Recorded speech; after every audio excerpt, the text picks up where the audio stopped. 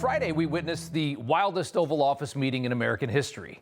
The American president and vice president in a heated argument with the leader of Ukraine on national television. A lot of pent-up fury was pouring out as Ukraine's president was defiant toward a nation that's essentially given him an open checkbook to fight a war for the last 3 years, despite being outside of our military alliance, NATO. Zelenskyy had a terrible Friday. He was entitled. That was the look. And that's not a good look for the leader of a country that most Americans cannot find on a blank map. So bad that his biggest Republican supporter, Lindsey Graham, called for his resignation Friday afternoon.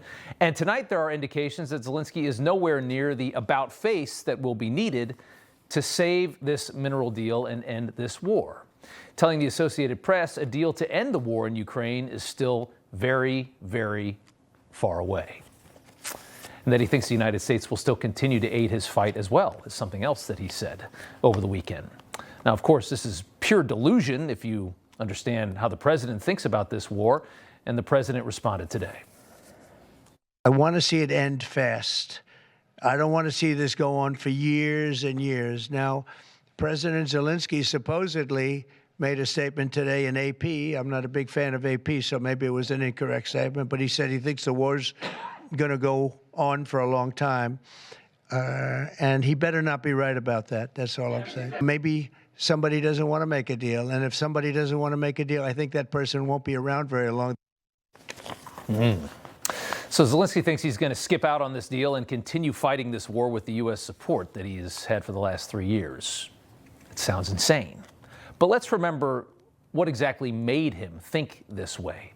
For the past 3 years, Western leaders, heavily funded by a war machine in Washington, have told Zelenskyy that his fight is actually saving the entire West from Russia, Europe and the United States. They told him this as they armed him with cash and bullets to fight a war that's quickly killing all the men in his country. The Ukraine war is absolutely horrific. Zelenskyy bought into this, believing that Putin is going to march across Europe and then not even stop there if he is not stopped in Ukraine. It's the talking point we've all been fed to justify paying for a war that is outside of NATO. This explains Zelenskyy's defiance. It was reported today that Zelenskyy was huffing and rolling his eyes in the Oval Office Friday as he was fed a healthy dose of reality about how this new administration feels about what this war really is. Trump telling him that he's not saving the United States from Russia, and that our country doesn't have much of a reason to continue funding his country's defense. Remember, at the end of the day, we defend a lot of countries already. This one's not in NATO. Zelenskyy didn't want to hear any of this very harsh truth. The Biden rhetoric, of course, sounded a whole lot better. Zelenskyy's reactions are evidently what infuriated J.D. Vance, and that's when the fighting began. Mr. President, with respect, I think it's disrespectful for you to come into the Oval Office and try to litigate this in front of the American media. Right now, you guys are going around and forcing conscripts to the front lines because you have manpower problems. You should be thanking the president for trying to bring it into this conflict. 10 minutes of arguing would ensue. It started right there, and we don't have to play it for you again because you've probably seen it a few times. And now we have a problem. Americans want this war to end. The idea of ending the Ukraine war is extremely popular in this country. There is no appetite to continue funding what Republicans accurately are calling a meat grinder in Ukraine. But we have a leader of a country that's losing the war, acting defiantly towards the deal that would secure his country's safety after a ceasefire with the much larger and much more powerful Russia. So that's a big problem. On Sunday, Speaker Johnson agreed with Lindsey Graham. Zelenskyy might have to go. Well, something has to change. Either he needs to come to his senses and come back to the table in gratitude, or someone else needs to lead the country to do that. I mean, it's up to the Ukrainians to figure that out. Up to the Ukrainians to figure that out. But Zelenskyy is losing allies inside of our own country rapidly. And from the other side of the aisle, it's a completely different narrative, though. Senator Chris Murphy says that Trump is, once again, Putin's puppet. It is absolutely shameful what is happening right now. The White House has become an arm of the Kremlin. It appears as if America is trying to align itself with dictators.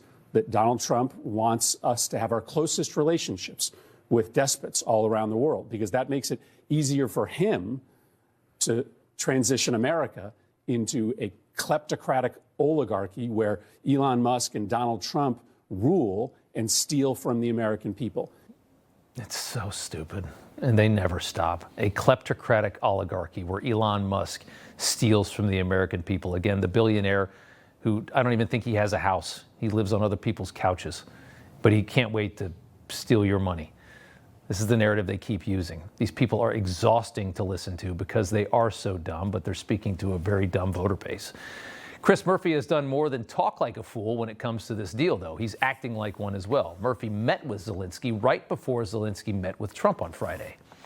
And he tweeted out, "The Ukrainian people will not support a fake peace agreement where Putin gets everything he wants and there are no security arrangements for Ukraine."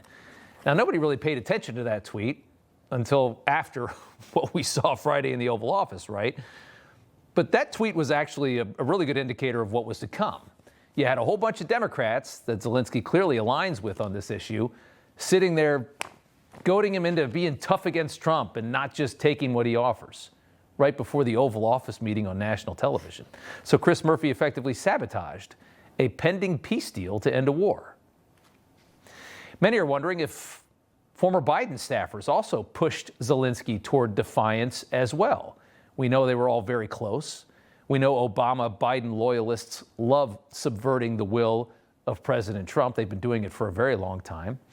Although never charged, John Kerry plainly violated the Logan Act by dealing with Iran during Trump's first term. Trump alleged Chris Murphy, the same Chris Murphy, did the same thing.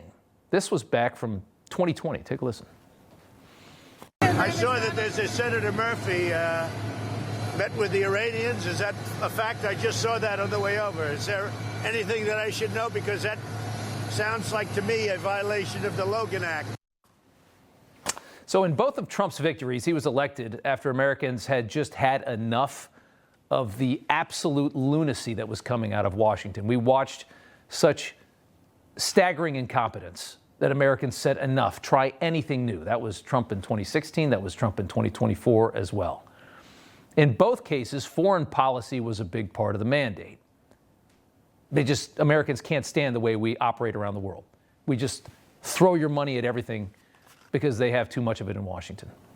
And to be honest with you, a lot of it probably comes back into their pockets. So they have a huge incentive to throw your money around as far as it'll go. A lot of it comes back. And now in both administrations, we see this. Democrats who dumped billions into Iran, helping the mullahs fund terrorism all over the Middle East, subverting Trump's attempts to drain the coffers of those mullahs and that country, and now working to continue a senseless war in Ukraine because they don't like the method of ending it, and ending this war doesn't really go along with their plans. And they're subverting the White House. Now, Murphy's a senator. They're not going to Logan Act him. They should have gotten John Kerry. But this is what you're seeing. They're just working against the White House. Congressmen, senators on the other side of the aisle just destroyed the meeting before it even began. And we don't know who else was in on that. Secretary Rubio scolded the left for how it has responded to the potential end of this terrible war. Shouldn't we all be happy that we have a president who's trying to stop wars and prevent them instead of start them? And I just don't get it. I really don't, other than the fact that it's Donald J. Trump. If this was a Democrat that was doing this, everyone would be saying, well, he's on his way to the Nobel Peace Prize. This is absurd. We are trying to end a war. You cannot end a war unless both sides come to the table, starting with the Russians. And that is the point the president has made. And the sooner everyone grows up around here and figures out that this is a bad war that's heading in a bad direction with death and destruction and all kinds of dangers surrounding it that could spiral into a broader conflict, the sooner people grow up and realize that, I think the more progress we're going to be able to make. And also realize that the people that are continuing to cheer for this war don't really care about Ukraine. It's not really about Ukraine. This is just... It's a vessel. It's a vessel for something they want. Ideologically, financially, whatever it is, Ukraine is a vessel to get there. It's not about Ukraine. These people don't care about Ukraine. For now, Zelenskyy is running to the Europeans because he had a very bad Friday. And of course, they all jumped on X to show that they backed the Ukrainian leader after his scuffle in the Oval Office. The Europeans, along with Democrats in this country, they're all on the same team. And that team is now Zelensky's team. The EU is now scrambling to find a way to continue funding the Ukrainian war without America's big purse. They probably don't like the idea of that. The Euros don't like paying for anything.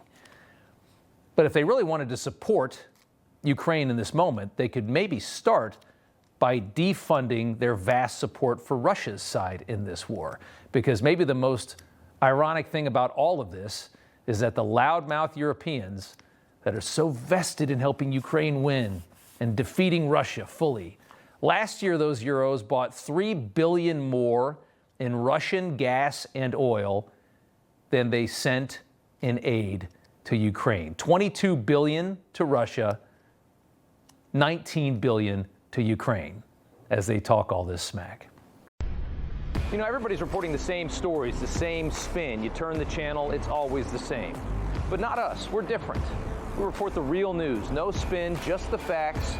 Turn to us, and you won't turn back. Tune in to Rob Schmitt tonight on Newsmax.